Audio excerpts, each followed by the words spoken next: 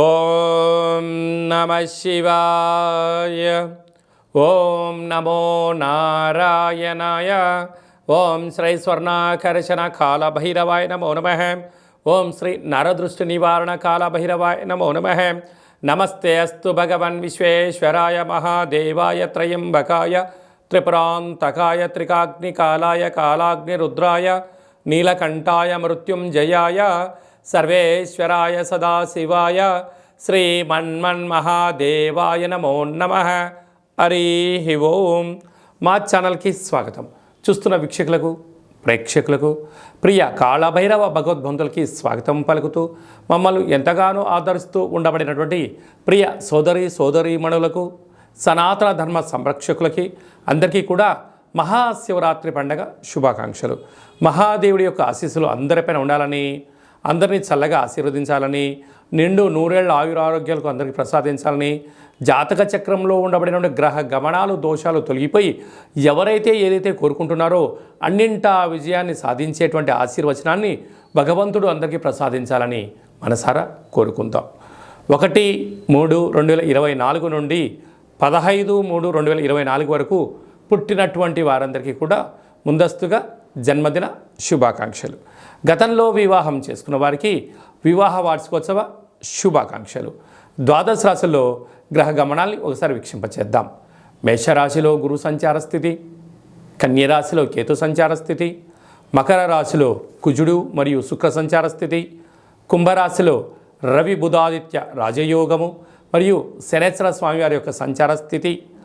ఏడాది తర్వాత రవి భగవానుడు కుంభరాశిలో సంచారము, 30 సంవత్సరాల తర్వాత శని భగవాని చేత రవి తన స్వక్షేత్రమైనటువంటి శని భగవాన్తో కలిసి సంచారం చేయడము ఇది ఒక యోగదాయకం అని చెప్పి గమనించగలగాలి.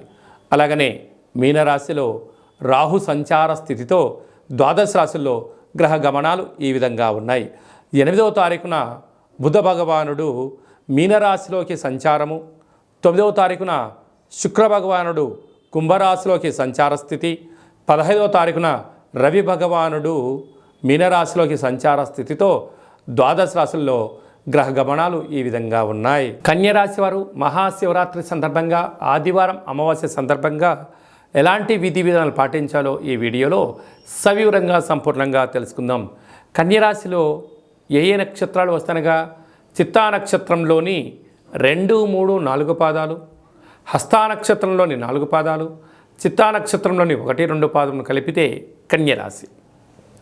చాలామందికి పుట్టినటువంటి కాల సమయంలో డేటా ఆఫ్ బర్త్లో లేనటువంటి కారణం వలన పేరు యొక్క మొదటి అక్షరాన్ని అనుసరిస్తూ ఆ రాశిని తెలుసుకునే ప్రయత్నం చేద్దాం. టో, పా, పీ, పు, ష, అణ, ఠ, పే, పో అక్షరాల వరందుడు కన్యరాశి జాతకులే. కన్యరాశి యొక్క అధిపతి బుధ భగవానుడు. రాశిలోనే కేతు సంచార స్థితి, పంచమంలో కుజుడు మరియు శుక్ర సంచార స్థితి, 6వ స్థానంలో రవి బుధ శని సంచార స్థితి, సప్తమంలో రాహు సంచార స్థితి, అష్టమంలో గురు సంచార స్థితితో ఈ దోష ప్రభావంగా ఉండబడిన గ్రహ గమనాలను అనుసరించినట్లయితే చిన్న చిన్న విషయాలకు ఆందోళన తగదు. ఏదైనా ఒక పని చేసేటప్పుడు స్వల్పమైనటువంటి ఇబ్బందులు ఉండినను వాటి గురించి మీరు పెద్దగా ఆందోళన చెందనక్కర్లేదు. దైవం మీద భారమేసి మీ పని మీరు చేసుకుంటూ వెళ్ళగలిగినట్లయితే గృహంలో, ఉద్యోగాల్లో, వ్యాపారాల్లో చేసే కార్యక్రమంలో ఆటంకాలు వాటంతటికి అవే తరిగిపోతాయని చెప్పి గమనించాలి. కనుక మీకు తెలిస్తేనే చేయండి, తెలియలేదు గురువులు కానీ తల్లిదండ్రులు కానీ మీ క్షేమాన్ని గురించి ఎవరైతే మీ ఆలోచన చేసి చెప్తారో వారితో చర్చించండి, ముందుకు తీసుకెళ్లే ప్రయత్నం చేయండి. కనుక సొంత నిర్ణయాలకు పెద్దగా ఇబ్బంది వచ్చే అవకాశాలు ఉన్నాయి. కనుక అది ధర్మం అనిపించినప్పుడు మీ మనసాక్షిగా చెప్పినప్పుడైతే ముందుకెళ్ళండి, లేకపోతే కొంతకాలం మౌనంగా ఉండే ప్రయత్నం చేయండి. ఇలాంటి కాల సందర్భంలో మహాదేవుడికి పెసరపప్పుతో మహాదేవుడికి అభిషేకం చేయడం, పంచామృతంతో అభిషేకం చేయడం, ఆకుపచ్చతో రంగు కలిగినటువంటి తమలపాకుల చేత లేదా బిల్వ దళాలతో మహాదేవుడికి అర్చన చేయడం యోగదాయకం. ఆదివారం అమావాస్య సందర్భంగా తెల్ల జిల్లేడు వృక్షం దగ్గర దీపము, కాళభైరుడికి కూష్మాండ దీపము, కాళభైరవ సౌభాగ్యపుడు కట్టుకోవడం వలన దుష్టగ్రహాలు తొలగిపోతాయి. స్వయం వృత్తులు, హోటల్ వ్యాపారాలు, నైవేద్య కార్యక్రమాలు, అన్నపానీయాలు, స్వయం వృత్తులు, వ్యవసాయ సోదరీమణులకు ఓపిక పట్టుదల వలన విజయం మీ సొంతమవుతుందని చెప్పి గమనించాలి. మార్చి 1వ తారీఖు నుండి 15వ తారీఖు వరకు ముఖ్యమైనటువంటి పండుగల గురించి క్లుప్తంగా సవివరంగా సంపూర్ణంగా తెలుసుకుందాం. 4వ తారీఖున సోమవారం బహుళాష్టమి సందర్భంగా అచితాంగ కాళభైరవ స్వామి స్మరణ, ధ్యానము, కుష్మాండ దీపము, సౌభాగ్య ముడుపు కట్టడం వలన సకల అష్టకష్టాలు తొలగిపోతాయని చెప్పి గమనించగలగాలి.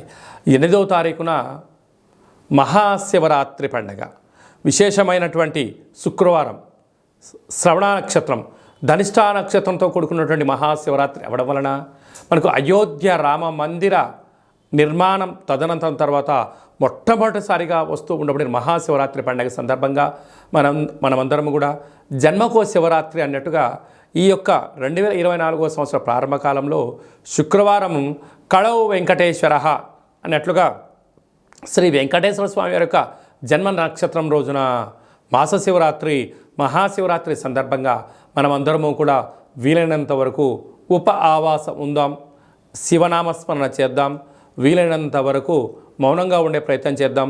ఆ ఆది మహాదేవుడి యొక్క ఆశీస్సులు పొందుదాం. కుదిరితే మీ దగ్గర ఉండబడిన శివాలయాల్లో అభిషేకం చేసుకోండి. అలా కుదరలేనటువంటి పక్షంలో కానీ లేదు ఇంకొంచెం భగవంతుడి యొక్క ఆశీస్సులు పొందాలి అన్నట్లయితే మన యొక్క కాళభైరవ స్వామి యొక్క దేవాలయంలో సహస్ర ద్వాదశ జ్యోతిర్లింగేశ్వర స్వామివారు 1,00,000 రుద్రాక్షల మహాదేవుడిని ఏర్పాటు చేయడం జరిగింది కనుక మీ గోత్రనామాలు మాకు పంపించినట్లయితే మీకు వాట్సాప్ ద్వారా వీడియో కాల్ చేయించి మహాదేవుడికి రుద్రాభిషేకము, శతరుద్ర హోమాన్ని చేయించడం జరుగుతుంది కనుక భక్తులందరూ కూడా మహాదేవుడి యొక్క అభిషేక కార్యక్రమంలో పాల్గొని ఆ పార్వతీ పరమేశ్వరుల యొక్క కృప కటాక్ష వీక్షణ పొందగలరు. అలాగనే మరో అద్భుతమైనటువంటి విషయం ఏమిటయ్యా అనగా 10వ తారీఖున ఆదివారం అమావాస్య పూర్వభద్ర నక్షత్రం రావడం కూడా జరుగుతుంటుంది. అంటే మాసాలలో ఆమాకావైనట్టుగా మాఘమాసము, అందులో మహాశివరాత్రి తదనంతరము ఆదివారం రోజు అమావాస్య రావడం వల్ల అద్భుతమైన అతీంద్రియమైన శక్తి సంపాదించడం కోసము ధ్యానం, పూజ, హోమ కార్యక్రమంలో పాల్గొన్నట్లయితే సకల శుభం కలుగుతుందని చెప్పి గమనించాలి.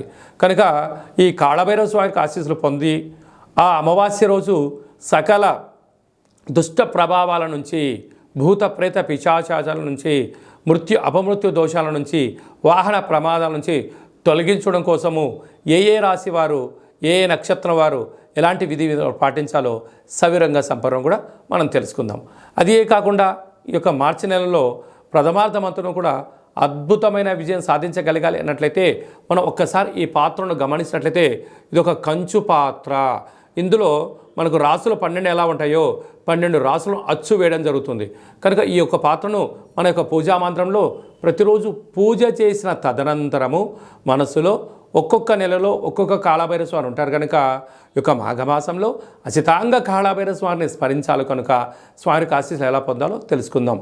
అలాగే మనసులో ఓం అచితాంగ కాళభైరవాయ నమః అని అనుకొని ఇలా శబ్దం చేసినట్టయితే ఒక పాత్రలో ఓంకార శబ్దం రావడం జరుగుతుంది.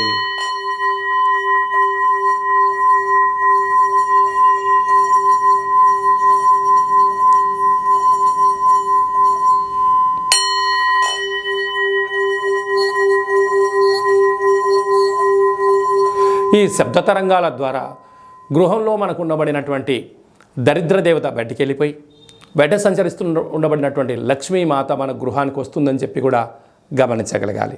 కనుక ఒక కాళభైరవ హోమాన్ని, కాళభైరవ స్వామి యొక్క పిరమిడ్ని, ఈ యొక్క అక్షయపాత్రని, డాలర్ని, కంకణాన్ని, మీకు కాలికి చేయి కట్టుకునేటువంటి సౌభాగ్యమైనటువంటి రక్షణ కవచాన్ని కూడా ఏర్పాటు చేయడం జరుగుతుంది. ఆసక్తి గలవారు ఈ కింది నెంబర్ని సంప్రదించి అక్షయ పాత్రను సొంతం చేసుకుందాం, అష్ట కష్టాలకు దూరంగా ఉందాం, అష్టైశ్వర్యానికి స్వాగతం పలుకుతామని చెప్పి గమనించాలి. మీ యొక్క వ్యక్తిగత జాతకం తెలుసుకోవాలనుకుంటున్నారా? మీరు పుట్టినటువంటి తేదీ, నెల, సంవత్సరం, సమయం, మీరు పేరు, మీరు ఏ వృత్తి చేస్తున్నారో రాసి మీరు వాట్సాప్ పంపించగలిగినట్లయితే సంపూర్ణమైనటువంటి 100 సంవత్సరాల జాతకాన్ని రాసి పంపించి పుట్టినప్పుడు గ్రహ గమనాలు ఎలా ఉన్నాయి, ప్రస్తుతం ఎలా ఉన్నాయి, రాబోయే కాలం ఎలా ఉండబోతున్నాయో సవివరంగా సంపూర్ణంగా కూడా మీకు తెలియజేయడం జరుగుతుంది. చాలామందికి డేటా ఆఫ్ బర్త్లు లేనటువంటి వారికి మీ పేరు యొక్క మొదటి అక్షరాన్ని అనుసరిస్తూ కాళభైరవ ఉపాసన చేత రమణ శాస్త్రం ద్వారా గవ్వల ద్వారా మీకు జ్యోతిష్యం తెలియచేస్తూ భూత భవిష్యత్ ఉత్తమాలను కూడా తెలియజేయడం జరుగుతుంది. కనుక మీ వ్యక్తిగత జాతకం తెలుసుకోవాలనుకుంటున్నట్లయితే ఈ కింది నెంబర్ సంప్రదించి అపాయింట్మెంట్ తీసుకొని సంప్రదించగలరు. అలాగా మీ అబ్బాయికి కానీ అమ్మాయికి కానీ ఎంత వివాహ ప్రయత్నం చేసినా వివాహం అవ్వడం లేదా, జాతకంలో ఎలాంటి దోషాలు ఉన్నాయి, వచ్చేటువంటి అమ్మాయి యొక్క కానీ అబ్బాయి యొక్క జాతకంలో ఎలాంటి యోగాలు ఉన్నాయో వివాహ పొంతన మన యొక్క దేవాలయంలో అద్భుతంగా చూడడం కూడా జరుగుతుంది.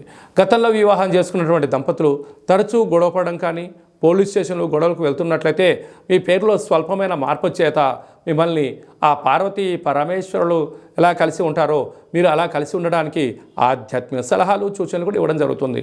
అలాగా మీకు అబ్బాయి కానీ అమ్మాయి కానీ పుట్టినట్లయితే వారి యొక్క పుట్టినటువంటి తిథి ప్రకారంగా, రోజు ప్రకారంగా, డేటు ప్రకారంగా, నక్షత్ర ప్రకారంగా ఎలాంటి పేరు పెట్టుకోవాలో ఆధ్యాత్మికమైనటువంటి పేర్లను మీకు సూచించడం జరుగుతుంది.